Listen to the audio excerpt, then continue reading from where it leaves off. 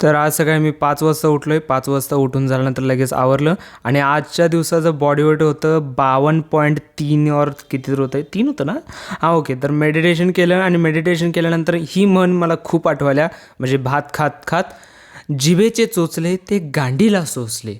हां, म्हणजे ही म्हण ॲक्च्युअलमध्ये खरी झाल्या, कारण की मागच्याच एखाद्या व्हिडिओमध्ये मी एक क्वेश्चनचं आन्सर केलं होतं, की हॉट पेपर जे तिखट आपण खातो आहे ते चांगलं असतं बॉडीसाठी, असं काही नाही की तुम्ही प्रमाणात खायला पाहिजे वगैरे.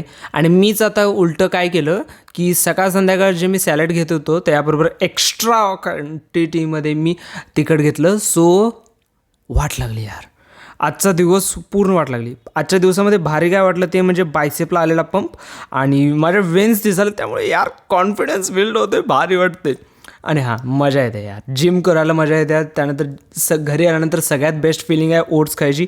त्यानंतर कॉलेजमध्ये गेल्यानंतर आज होतं चिकन, सो चिकनला हादडला पडला. आणि संध्याकाळी आल्यानंतर पण आज संध्याकाळचे ओट्स न खाता उरलेलं चिकन खाल्लं. घरी आल्यानंतर ॲब्स मी कंटिन्यू मारवले. ॲब्समध्ये नो कॉम्प्रोमाइज.